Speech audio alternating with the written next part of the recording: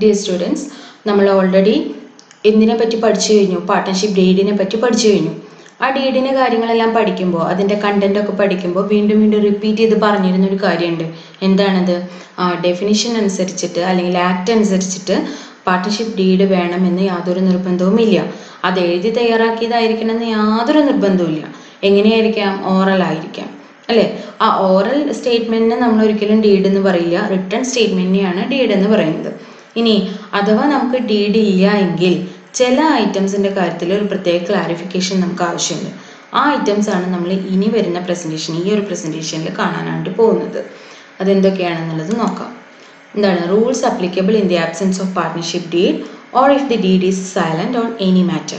എന്തെങ്കിലും കാര്യത്തിനെ പറ്റിയിട്ട് ഡീഡിൽ പറഞ്ഞിട്ടില്ലെങ്കിൽ, അതായത് പ്രധാനപ്പെട്ട 5 കാര്യങ്ങളാണ്, ആ 5 കാര്യങ്ങളെ പറ്റി ഡീഡിൽ പറഞ്ഞിട്ടില്ലെങ്കിൽ, അല്ലെങ്കിൽ പാർട്ട്ണർഷിപ്പ് ഡീഡ് ഇല്ലെങ്കിൽ എങ്ങനെയാണ് നമ്മൾ ആ കാര്യങ്ങൾ ഡീൽ ചെയ്യുന്നതെന്നാണ് പറയാനായിട്ട് പോകുന്നത്.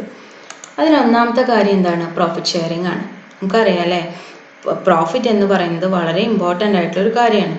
നോർമലി ഈ പാർട്ട്നേഴ്സ് ജോയിൻ ചെയ്യുന്നത് തന്നെ എന്തിനു വേണ്ടിയിട്ടാണ്? ബിസിനസ് നടത്തുക, അതിൽ നിന്ന് എന്ത് ഏൺ ചെയ്യുക? പ്രോഫിറ്റ് ഏൺ ചെയ്യുക.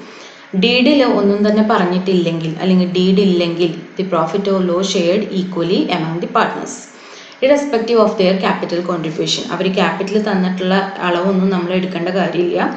പ്രോഫിറ്റും ലോസും എങ്ങനെയാണ് ഷെയർ ചെയ്യുന്നത്? ഈക്വലിയാണ് ഷെയർ ചെയ്യുന്നത്. ഇനി അല്ല, ക്യാപിറ്റൽ അനുസരിച്ചിട്ട് ഡീഡിൽ എന്തെങ്കിലും പറഞ്ഞിട്ടുണ്ടെങ്കിൽ മാത്രം നമ്മൾ എന്തിനെ പറ്റി ചിന്തിച്ചാൽ മതി? ആ റേഷ്യോ എടുത്താൽ മതി. ഒന്നും പറഞ്ഞിട്ടില്ലെങ്കിൽ പ്രോഫിറ്റും ലോസും എങ്ങനെയാണ് ഷെയർ ചെയ്യുന്നത്? ഈക്വലിയാണ് ഷെയർ ചെയ്യുന്നത്. ഇനി രണ്ടാമത്തെ ഐറ്റം എന്താണ്? Interest on capital. അവിടെ ആ ഫോട്ടോ കണ്ടാൽ തന്നെ നമുക്കറിയാം എന്താണ്? നോ ഇൻട്രസ്റ്റ് ആണ്, അല്ലേ? നോർമലി എന്ത് ചെയ്യുന്നില്ല? പാർട്ട്നേഴ്സിന് ക്യാപിറ്റൽ കോൺട്രിബ്യൂട്ട് ചെയ്തതിന് ഇൻട്രസ്റ്റ് ഒന്നും തന്നെ കൊടുക്കുന്നില്ല. No partner is entitled to claim any interest on the amount of capital contributed by him. പക്ഷേ ചില കേസുകളിൽ if the deed provides for interest on capital it should be paid only out of profit. എങ്ങനെയാണ്? Interest ഉണ്ടെങ്കിൽ തന്നെ, ഇൻട്രസ്റ്റിനെ പറ്റി ഡീഡിൽ പറഞ്ഞിട്ടുണ്ടെങ്കിൽ അത് കൊടുക്കുന്നത് it paid only out of profit, പ്രോഫിറ്റിൽ നിന്നാണ് കൊടുക്കുന്നത്. If there is loss no interest can be allowed. ഇനിയിപ്പോൾ പ്രോഫിറ്റ് ഇല്ല, നഷ്ടമാണെങ്കിൽ അവിടെ എന്ത് കൊടുക്കേണ്ട കാര്യമില്ല?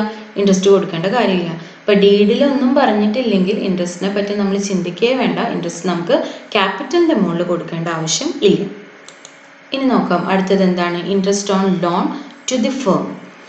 എന്താണ് പറഞ്ഞിരിക്കുന്നത്? ഓർഗനൈസേഷൻ ഇങ്ങോട്ട് കൊടുക്കുന്ന ലോണിനെ പറ്റിയാണ് പറഞ്ഞിരിക്കുന്നത്. If any partner has advanced some money to the firm beyond the amount of his capital. ഓർഗനൈസേഷൻ്റെ ആവശ്യത്തിന് വേണ്ടിയിട്ട് അയാൾ കൊണ്ടുവന്നിട്ടുള്ള, കോൺട്രിബ്യൂട്ട് ചെയ്തിട്ടുള്ള ക്യാപിറ്റലിനെ വിട്ട് എന്തെങ്കിലും എമൗണ്ട് അയാൾ കോൺട്രിബ്യൂട്ട് ചെയ്യുകയാണെങ്കിൽ, ലോണായിട്ട് ഓർഗനൈസേഷൻ തരികയാണെങ്കിൽ, അഡ്വാൻസ് ആയിട്ട് തരികയാണെങ്കിൽ, അവിടെ എത്ര പെർസെൻറ്റേജ് എന്നാണ് എഴുതിയിരിക്കുന്നത്? 6%, അല്ലേ? Partners are entitled to get interest at 6% per annum on loans advanced by the partners. It should be paid even if there is loss. അവിടെ എന്ത് കൊടുക്കണം? ലോസ് ആണെങ്കിൽ പോലും എന്ത് കൊടുത്തിരിക്കണം? ഈ പറഞ്ഞ ഇൻട്രസ്റ്റ് ഓൺ ലോൺ കൊടുത്തിരിക്കണം. നമ്മൾ നേരത്തെ പറഞ്ഞു എന്താണ്? പ്രോഫിറ്റ് ഉണ്ടെങ്കിൽ മാത്രം ഇൻട്രസ്റ്റ് ഓൺ ക്യാപിറ്റൽ കൊടുത്താൽ മതി, ഇല്ലെങ്കിൽ ലോസ് ആണെങ്കിൽ കൊടുക്കേണ്ട കാര്യമില്ല. പക്ഷേ നമുക്ക് ഓർഗനൈസേഷൻ ഇങ്ങോട്ട് ലോൺ കിട്ടിയിട്ടുണ്ടെങ്കിൽ, അല്ലെങ്കിൽ അഡ്വാൻസ് കിട്ടിയിട്ടുണ്ടെങ്കിൽ അവിടെ എന്ത് ചെയ്തിരിക്കണം? കൃത്യമായിട്ട് 6% ഇൻട്രസ്റ്റ് കൊടുത്തിരിക്കണം. ഇനി അടുത്ത എന്താണ്? Interest on drawings. എന്താ എഴുതിയിരിക്കുന്നത്? No interest. വിഡ്രോ ചെയ്യുന്ന എമൗണ്ടിന് എന്തില്ല? ഇൻട്രസ്റ്റ് ഇല്ല. No interest will be charged on drawings made by the partners. Partners withdraw ചെയ്യുന്ന എമൗണ്ട് ഫ്രം ഔട്ട് ഓഫ് എവിടെയാണ്? ക്യാപിറ്റൽ, അല്ലേ? ആ ക്യാപിറ്റലിൽ നിന്ന് വിഡ്രോ ചെയ്യുന്നതിനെയാണ് നമ്മൾ ഡ്രോയിങ്സ് എന്ന് പറയുന്നത്. ആ എമൗണ്ടിന് നോർമലി എന്തില്ല? ഇൻട്രസ്റ്റ് ഇല്ല.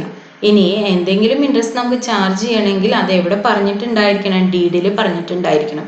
ഡീഡിൽ അത് പറയാത്തടത്തോളം നമുക്ക് എന്ത് കൊടുക്കേണ്ട കാര്യമില്ല? നമ്മൾ പേ ചെയ്യേണ്ട കാര്യമില്ല, ഇൻട്രസ്റ്റ് പേ ചെയ്യേണ്ട കാര്യമില്ല. അടുത്ത എന്താണ്? Remuneration to partners. റെമ്യൂണറേഷൻ അവിടെ കമ്മീഷനായി എഴുതിയാണ്. റെമ്യൂണറേഷൻ എന്ന് പറഞ്ഞാൽ സാലറി ആവാം, കമ്മീഷൻ ആവാം, ഒന്നും തന്നെ നമ്മൾ പാർട്ട്നേഴ്സിന് കൊടുക്കണില്ല. No one is entitled to get salary or commission. കമ്മീഷനും സാലറിയും ഒന്നും ആർക്കും കൊടുക്കണ്ട. ഇനി അങ്ങനെ കൊടുക്കണമെങ്കിൽ അത് എവിടെ പറഞ്ഞിരിക്കണം? കൃത്യമായിട്ട് പാർട്ട്ണർഷിപ്പ് ഡീഡിൽ പറഞ്ഞിരിക്കണം. ഈ 5 എലമെൻറ്റ്സ് ആണ് ഓർത്ത് വെക്കേണ്ടത്. എന്തൊക്കെയാണ്? പ്രോഫിറ്റ് ഷെയറിംഗ് റേഷ്യോ, അപ്പോൾ അവിടെ പ്രോഫിറ്റ് ഉണ്ടെങ്കിൽ ഷെയർ ചെയ്യേണ്ട പ്രോഫിറ്റ് ഉണ്ടെങ്കിലും ലോസ് ഉണ്ടെങ്കിലും ഒക്കെ എങ്ങനെയായിരിക്കണം, ഈക്വൽ ആണ് ഷെയർ ചെയ്യേണ്ടത്. അല്ലെങ്കിൽ എന്ത് പറഞ്ഞിരിക്കണം, ഡീഡിൽ പറഞ്ഞിരിക്കണം. അടുത്ത എന്തായിരുന്നു, interest on capital. No interest on capital ആണ്. ഇൻട്രസ്റ്റ് ഓൺ ഡ്രോയിങ്സും അതുപോലെ തന്നെ നോ ഇൻട്രസ്റ്റ് ഓൺ ഡ്രോയിങ്സ് ആണ്. അതുപോലെ എന്താണ്, റെമ്യൂണറേഷൻ എന്താണ്, നോ റെമ്യൂണറേഷൻ ആണ്. ഇനി ആകെ ഇൻട്രസ്റ്റ് ഉള്ളത് എന്തെങ്കിലാണ്, interest on loans to the firm. ഫേമിന് ഇങ്ങോട്ട് തന്നിട്ടുള്ള ലോണും മാത്രം എന്ത് കൊടുക്കേണ്ടി വരും, ഫേം ഇൻട്രസ്റ്റ് കൊടുക്കേണ്ടതായിട്ട് വരും. അത് നോർമലി എത്ര പെർസെൻറ്റേജ് ആണ്, 6% ആണ്.